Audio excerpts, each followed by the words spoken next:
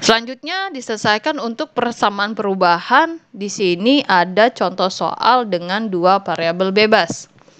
Ada contoh yang ilustratif ya di session sebelumnya. Itu dia pakai satu variabel bebas ya ceritanya yang di 11.4 di materi 11.4. Session ini kita akan memberikan beberapa permasalahan yang pakai dua variabel bebas. Dan di sini persamaan perubahannya akan menghasilkan persamaan diferensial parsial yang itu cukup menantang untuk diselesaikan. Nah, beberapa contoh di bawah ini permasalahannya diselesaikan dengan menggunakan metode yang sudah diketahui pada umumnya dan sejumlah metode lainnya yang dapat dieksploitasi untuk menyelesaikan masalah aliran tersebut. Dan di situ juga ada ini dieksploitasi untuk ini yang posisinya ada urusan dengan scope ini. Alasan kita melibatkan beberapa contoh di sini tujuannya itu untuk menyediakan contoh tambahan di mana persamaan perubahan dapat disederhanakan menggunakan postulat. Kondisi batas yang posisinya di sini kondisi awal itu digunakan untuk mengevaluasi konstanta yang tidak diketahui. Yang kedua adalah mengilustrasikan beberapa penggunaan dan ketertarikan dari transfer fenomena. Yang ketiga itu untuk menunjukkan bahwa ada lebih sedikit dari pengalaman atau eksperimen di sini ya terhadap matematika yang mungkin di situ lebih kompleks permasalahannya di dalam transfer fenomena tapi bisa diselesaikan. Nah, ini ada contoh 11.5 strip 1 ya, di mana di situ ada pemanasan plat semi infinite tak hingga. Nah, di situ ada kemiripan penyelesaian ya, metode penyelesaian yang diterapkan di sini dia pakai analogi ya secara matematis yang itu ekivalen dengan transfer momentum, permasalahan transfer momentum yang terselesaikan di chapter 3 di bahasan sebelumnya. Nah, di contoh 11.5 strip 2 itu adanya pertimbangan pemanasan dengan plat terbatas. Nah, di sini akan ada pengenalan metode yang tentang pemisahan variabel. Contoh 11.5.3 ya, ini jadi dia ngasih ini ya. Nanti itu ada 3 contoh maksud dia ya dalam bab 11.5 ya. 11.51, 52, 53. Nah, lalu yang 53 itu contoh 53-nya itu fokus pada konveksi paksa dalam fluida yang terpanaskan ya. Dalam cup posisinya situ aliran laminar. Lalu di situ ada solusi perkiraan ya untuk nilainya solusi perkiraan yang valid untuk nilai Z yang besar itu ada di bab 10.9 di halaman 309. Lalu kita juga mengeksploitasi kemiripan metode untuk mengembangkan solusi perkiraan nilai yang valid dari Z yang kecil. Nah, di contoh 11.5 strip 1 di situ adalah pemanasan plat padatan yang posisinya di situ dia semi infinite. Di situ dikatakan bahwa sebuah material padatan yang menempati ruang ya dari Y sama dengan 0 hingga Y sama dengan tak hingga untuk awalnya dengan suhu T adalah T0. Lalu ketika waktunya T sama dengan 0, T kecilnya ya, di situ permukaannya Y sama dengan 0. Di situ ada kenaikan suhu secara mendadak yaitu T1. Dan suhu tersebut dijaga pada temperatur ketika T lebih dari 0. Kamu diminta menemukan profil temperatur yang bergantung terhadap waktu dan asumsikan bahwa densitas, kapasitas panas, dan konduktivitas termalnya itu semuanya konstan. Solusinya gimana? Yaitu ketika dia adalah padatan, kamu buat V sama dengan 0, di situ properties fisikanya konstan. Lalu bentuk persamaan energinya ada di chapter 11.2 pakailah persamaan 11 2 strip 10 yang ada di halaman 333. Kamu tadi juga udah asumsikan T-nya sama dengan TY. T di situ persamaannya dapat disederhanakan dengan bantuan B91 yang ada di halaman 727. Nah, ini kondisi batasnya dan kondisi awalnya. Lalu kita perkenalkan juga adanya perbedaan suhu tak berdimensi sehingga persamaan energinya menjadi seperti ini. Di situ ada alfa sama dengan K dibagi rho Cp molar. Di situ adalah kondusivitas termal. Lalu kondisi awal dan batasnya dapat ditulis ulang. Nah, permasalahan ini sebenarnya adalah analogi secara matematis yang diberikan di persamaan halaman 104. Dengan subsequent, dengan secara bertahap kondisi batasnya itu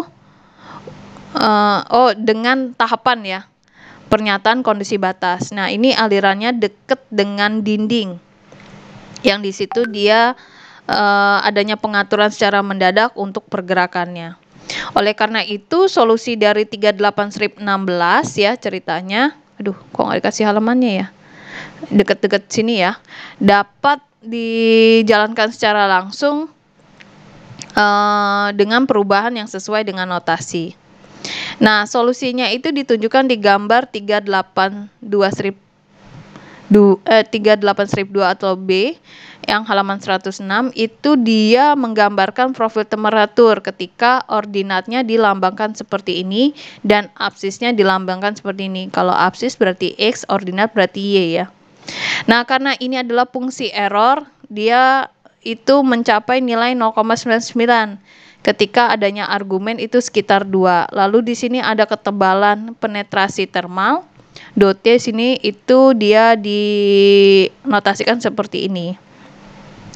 Lalu di sini adanya jarak Y lebih dari dot T, temperaturnya berubah kurang dari 1% dari perbedaan T1 kurang T0. Nah, jika ini adalah kebutuhan untuk mengkalkulasi temperatur ya, ini adalah kebutuhan untuk mengkalkulasi temperatur di dalam plat dengan ketebalan finite terbatas ya. Nah, solusinya ada di 11/5/10.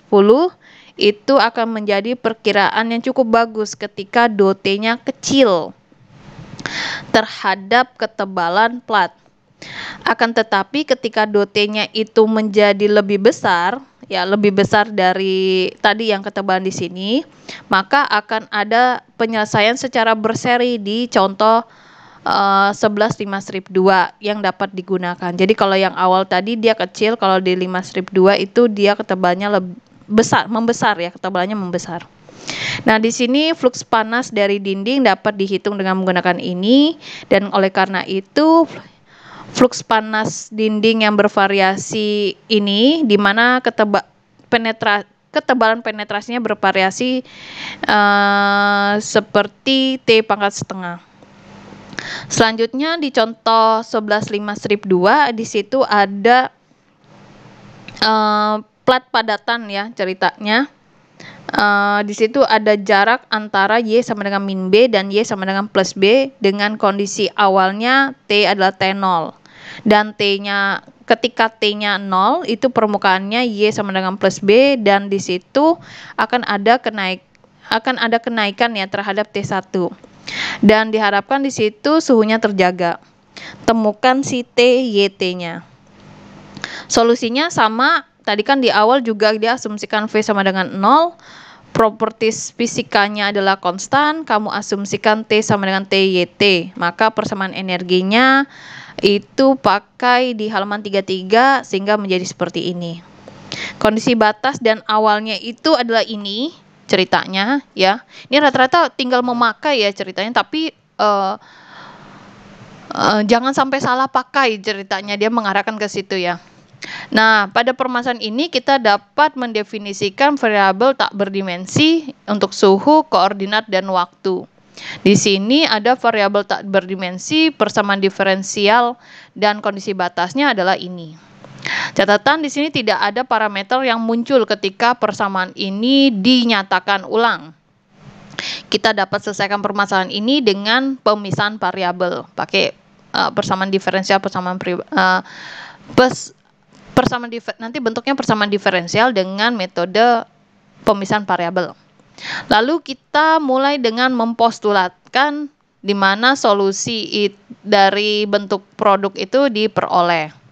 Lalu substitusikan fungsi trial, fungsi uji coba ke dalam 5-20 dan di situ ada pembagian secara bertahap subsequent dengan menggunakan produk ini sehingga dihasilkan di persamaan 11-5-24. Nah, sisi kirinya ini adalah fungsi to semata dan sisi kanannya adalah fungsi neta semata. Itu hanya dapat menjadi benar jika kedua sisinya itu equal dengan sebuah konstanta. Kita dapat sebut dengan lambda di sini. Kemudian kita dapat persamaan diferensial ordiner 2 seperti ini. Ini yang ini ordiner 2-nya. Nah, persamaan yang 5-25 adalah bentuk dari di halaman 729 dan diintegralkan sehingga dapatlah seperti ini, di mana situ A di sini adalah konstanta pengintegrasian. Kita tidak dapat menduga bahwa suhu itu tumbuh secara eksponensial ya dalam waktunya tersebut ya, tumbuh ya. Nah, persamaan 11-5-27 itu menyiratkan ya, implies di sini bahwa lambda itu harus positif. Tentu di situ akan menjadi oke lah ya ketika kita membiarkan lambda sama dengan C kuadrat untuk menguatkan kebutuhan ini, di mana C adalah bilangan real. Nah, persamaan 11-5-27 dapat ditulis ulang seperti ini, dan persamaan 26 itu adalah bentuk yang ada di halaman 729 dan dia adalah solusi umum untuk ini. Untuk F ya, F neta bentuknya seperti ini. Di mana sini ada B sama C adalah konstanta ceritanya. Nah, karena di sini dia adalah simetri dari bidang XZ, maka kita harus punya bentuk seperti ini. Dan kemudian bentuk dari ini. Nah, karena di situ adalah fungsi sinus tidak akan memiliki karakteristik seperti itu, maka kita butuh B-nya harus jadi 0. Lalu pergunakan kedua dari kondisi batas tersebut sehingga didapatkan C cos C adalah 0. Nah, di sini jelas C besar itu tidak bisa menjadi 0 karena pilihannya itu dia adalah solusi yang tidak dapat diterima. Jadi situ posisinya nggak memenuhi lah kita bilang untuk kondisi batasnya. Akan tetapi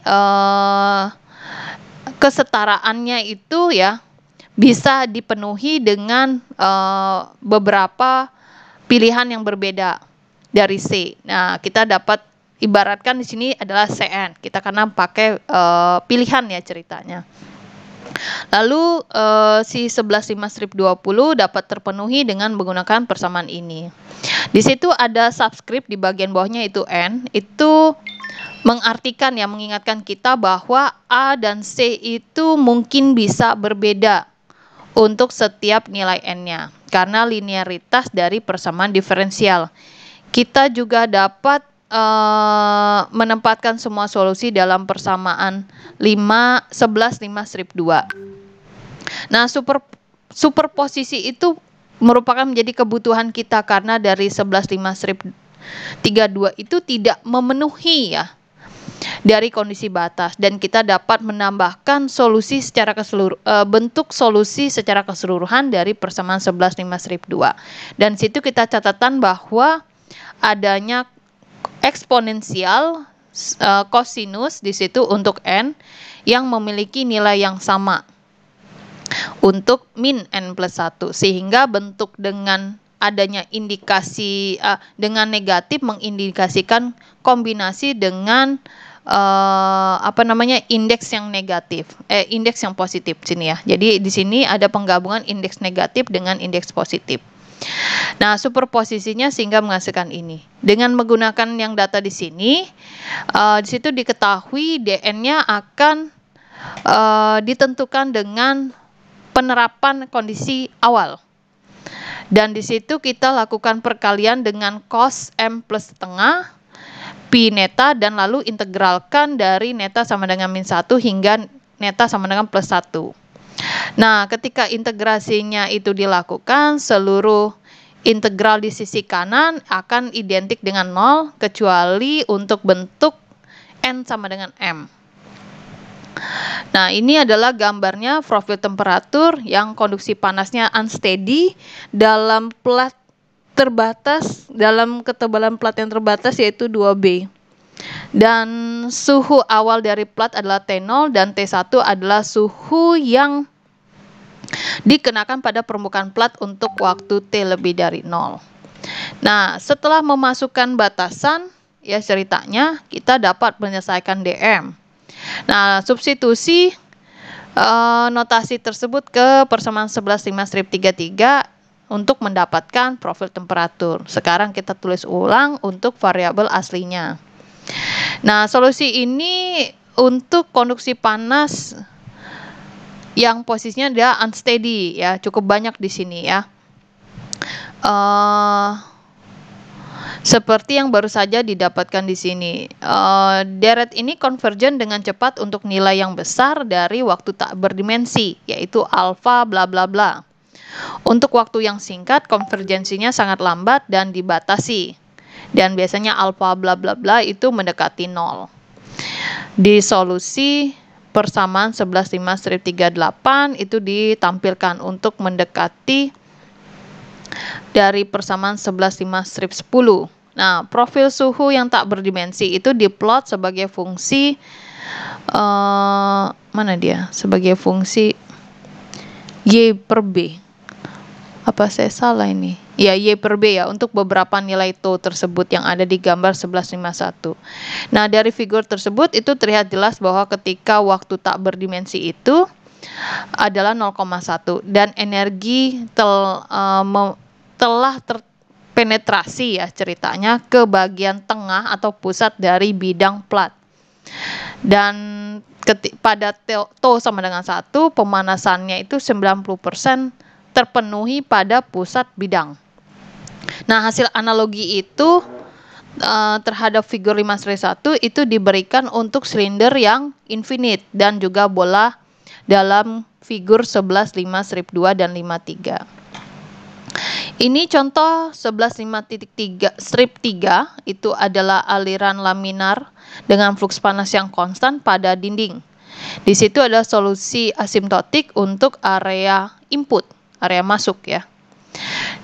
Disebutkan bahwa, ingatlah bahwa di bahasan 10.9 kita pelajari tentang aliran cup laminar dengan fluks panas yang konstan di dinding, tetapi kita hanya mendapatkan solusi asimptotik untuk jarak Z yang besar menurun terhadap pipa. Di sini kamu kembangkan notasi untuk TRZ yang mana itu berguna untuk nilai Z yang kecil. Solusinya ketika fluida masuk di area yang terpanaskan dengan suhu awal yang seragam, yaitu T sama dengan T1. Nah, untuk Z yang kecil hanya fluida yang sangat dekat dengan dinding.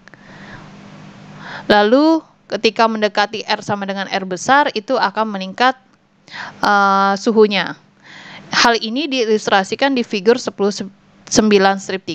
Lalu ada pembatasan fokus ya di sini terhadap area yang tipis mendekati dinding itu termotivasi di sini ya dengan menggunakan 3 perkiraan untuk mendapatkan hasil yang akurat dengan batas Z mendekati 0. Nah, ini dia profilnya, profil suhu untuk konduksi panas unsteady di silinder dengan R. Ada kondisi suhu awalnya T0 dan T1-nya itu dikenakan pada permukaan silinder yang waktunya T lebih dari 0. Lalu yang di bawah itu profil suhu untuk konduksi panas yang unsteady. Ini pada bola. Ya, kalau yang di atas kan silinder. Ya, yang ini bola. Nah, di sini kita 3 perkiraannya adalah ini. Ya, efek lengkuang dapat diabaikan dan masalah di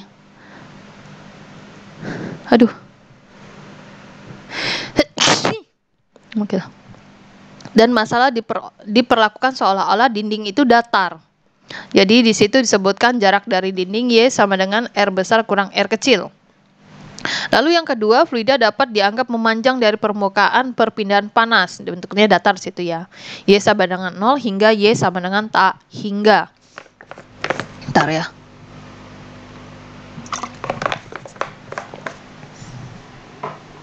Lalu yang C perkiraannya adalah profil kecepatan dapat linier dengan kemiringan yang ditentukan oleh kemiringan profil kecepatan parabola di dinding kondisinya ini. Nah, di situ itu ya, ini ketiga ini adalah cara ya dari sistem tersebut untuk untuk terlihat oleh pengamat yang dia terletak di dalam shell tipis dari fluida yang dipanaskan. Nah, observer ini melihat dinding akan tampak datar, fluida seperti tidak terbatas, dan profil kecepatan akan terlihat linier. Ya, seperti kayak kita ada di laut ya, kelihatannya kan bumi itu bulat, tapi terlihatnya datar di situ dianggapnya. Nah, seperti di chapter 10.9 di halaman 103, asumsikan sifat propertinya konstan, produksi energinya melalui divivasi viskosnya itu terabaikan, dan profil temperatur steady state-nya hanya bergantung pada Y atau R dan Z, dan konduksinya itu dalam arah Z yang dapat diabaikan dibandingkan terhadap konveksi dalam arah Z. Nah, persamaan energinya menjadi seperti ini dalam area yang sedikit di luar Z sama dengan 0. Nah, ini kondisi batasnya untuk persamaan diferensial. Lalu di sini dia sampaikan sebenarnya ini mudah ya ketika persamaan yang sesuai untuk flux panas dalam arah Y itu ada ini. Nah, persamaan ini diperoleh dengan pembagian dengan adanya pembagian persamaan 11,5/39 menggunakan Y dan pendiferensialan masing-masing terhadap Y. Nah, kondisi batas untuk persamaan diferensial adalah ini. Lalu kita dapatkan kondisi batas untuk yang pertama hingga yang ketiga itu ada di situ karena adanya turunan dari konstanta temperatur itu adalah 0. Nah, ini juga akan lebih mudah diselesaikan ketika variabel tak berdimensinya didefinisikan sebagai ini. Lalu persamaan 11,5/43 yang ini menjadi 5/47 dengan kondisi batas ini. Nah, kondisi batas 1 dan 3 itu mirip ya, dan memotivasi kita untuk mencari solusi kemiripan. Nah, seperti yang diterapkan di contoh 38/1. Lalu kita asumsikan adanya temperatur tak berdimensi hanya sebagai fungsi dari single combined variable. Di situ ada eksponen B yang belum ditentukan. Lalu kita substitusikan ini ke dalam persamaan 11,5/48 dan di situ akan ada performa dari turunan. Nah, dari situ dihasilkan persamaan diferensial ordinary tapi tidak berisikan neta atau lambda. Lalu kita mendefinisikan variabel bebas yang baru, yang kondisinya situ terkombinasi untuk mendapatkan persamaan diferensial. Dan untuk Y dengan X ini hanyalah variabel bebas. Nah, sehingga persamaan 11,5/48 jadi ini. Kondisi batasnya ini dan solusi dari 5/52 yang di sini itu ditemukan dengan membiarkan dulu ada ini sehingga mendapatkan persamaan orde 1. Lalu di sini ada perkalian menggunakan ini sehingga variabelnya dapat terpisah dan persamaan tersebut dapat diintegralkan menjadi ini. Nah, ini profilnya ya dari suhu tak berdimensi. Lalu di sini tadi kan dapat persamaan orde 1 diselesaikan dengan pemisahan variabel sehingga dapat diintegralkan menjadi ini dan konstanta integrasinya didapatkan dari kondisi batas dari heat flux menjadi heat flux yang tak berdimensi. Lalu di sini ada fungsi gamma ya ceritanya, kamu bisa minta bantuan di halaman 732 dan temperaturnya itu didapatkan dari integral heat fluxnya, flux panasnya atau dari bentuk tak berdimensi. ceritanya. Lalu notasi untuk ini itu di-insert ke integral sehingga dapat ini, dan urutan pengintegralnya itu sekarang dapat ditukar. Selanjutnya di sini ada gamma ya, itu adalah fungsi gamma yang tidak lengkap ya ceritanya. Seperti yang disampaikan di appendix C 727 tadi. Nah, prediksi temperatur yang tak berdimensi kamu pakai di 11.5-2 itu diplot sebagai fungsi neta sama dengan Y per R untuk beberapa nilai. Nah, di figur 11.5-2. Nah, masing-masing dari kurva dalam gambar halaman 353 itu punya kemiringan yang sama untuk Y per R yang kecil, di mana kebutuhan untuk kondisi batasnya di sekitar heat flux dekat di dinding. Lalu profil temperaturnya dapat dikarakteristikan sebagai lapisan batas termal, yang mana akan bernetrasi ke fluida dengan meningkatnya Z. Lalu kamu jangan lupa di situ adanya solusi pendekatan yang hanya valid ketika kondisi batasnya itu kecil. Ya, perluasannya kecil dibandingkan terhadap R. Jadi kalau dia besar lain lagi ya artinya di situ. Ini kesimpulannya ya. Tapi kayaknya kalau kesimpulan enggak ya ceritanya, karena ini lebih kepada penjelasan secara umum sekali. Jadi inti dia itu ada persamaan energi. Kamu melibatkan bab 3 di sini ya. Lalu bab 10 kamu libatkan ya, ada SE dan kawan-kawan. Tapi yang menarik adalah question for discussion di sini. Kamu tentukan energi potensial, kinetik, dan energi dalam. Satuan apa yang digunakan. Lalu kita menetapkan arti fisika secara tersendiri yang ada di persamaan 11.1/8 sampai dan 11.2/1. Ya, ini ada beberapa untuk discussion kamu sendiri ya. Oke, itu saja perkuliahan hari ini ya. Nanti di-upload